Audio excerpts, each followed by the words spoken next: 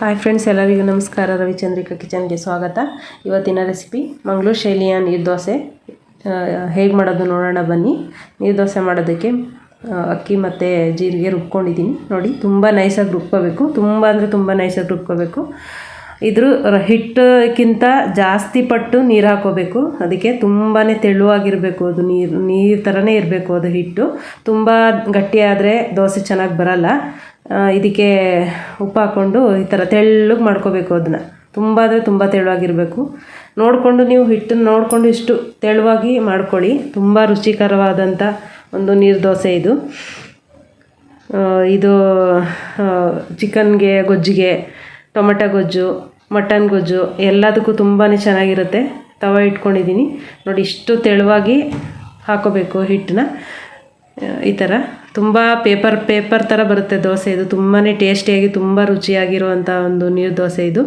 ಮಂಗಳೂರು ಕಡೆ ತುಂಬ ಚೆನ್ನಾಗಿ ಮಾಡ್ತಾರೆ ಇದನ್ನು ನೋಡಿ. ಆ ಕಡೆ ತೆಂಗಿನಕಾಯಿ ಕೂಡ ಹಾಕ್ತಾರೆ. ನಾನು ಇಲ್ಲಿ ಏನೂ ಹಾಕಿಲ್ಲ, ಹಂಗೆ ಬರೀ ಅಕ್ಕಿ ಮಾತ್ರ ರುಬ್ಬಿರೋದು. ತುಂಬ ತೆಳುವಾಗಿ ಬರುತ್ತೆ.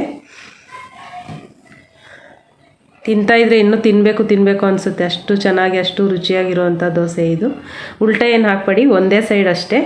ಇವಾಗ ಅದ್ರ ಜೊತೆಗೆ ಟೊಮೆಟೊ ಗೊಜ್ಜು ಮಾಡ್ತಾಯಿದ್ದೀನಿ. ಟೊಮೆಟೊ ಗೊಜ್ಜು ಮಾಡೋದಕ್ಕೆ ಒಂದು ಕಡಾಯಿ ಇಟ್ಕೊಂಡಿದ್ದೀನಿ.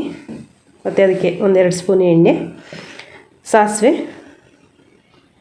ಕಡಲೆಬೇಳೆ, ಕರಿಬೇವು ಹಾಕ್ಕೊಳ್ತಾಯಿದ್ದೀನಿ. ಅದಕ್ಕೆ ಬೆಳ್ಳುಳ್ಳಿ, 1 ಈರುಳ್ಳಿ ಕಟ್ ಮಾಡ್ಕೊಂಡಿದ್ದೀನಿ. ಇದೆಲ್ಲ ಫ್ರೈ ಆದಮೇಲೆ ಟೊಮೆಟೊ ಹಾಕ್ಕೊಳ್ಳೋಣ. ಇಲ್ಲೊಂದು 3-4 ಟೊಮೆಟೊ, ನಿಮ್ಗೆ ಎಷ್ಟು ಬೇಕು ಗೊಜ್ಜು ಅಷ್ಟು ರೆಡಿ ಮಾಡ್ಕೋಬೋದು. ಯಾರ್ಯಾರೆಲ್ಲ ನನ್ನ ಚಾನಲ್ ಇನ್ನೂ ಸಬ್ಸ್ಕ್ರೈಬ್ ಮಾಡಿಲ್ಲ ಸಬ್ಸ್ಕ್ರೈಬ್ ಮಾಡಿ. ಇದಕ್ಕೆ ಖಾರ ಪುಡಿ, ಉಪ್ಪು, ಅರಿಶಿನ ಪುಡಿ ತೊಗೊಂಡಿದ್ದೀನಿ. ಲೈಕ್ ಮಾಡಿ, ಶೇರ್ ಮಾಡಿ.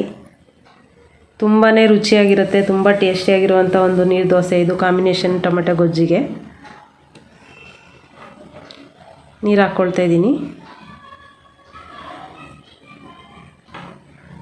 ನೀವು ತೆಂಗಿನಕಾಯಿ ಚಟ್ನಿನೂ ಕೂಡ ಮಾಡ್ಕೋಬೋದು ನೋಡಿ.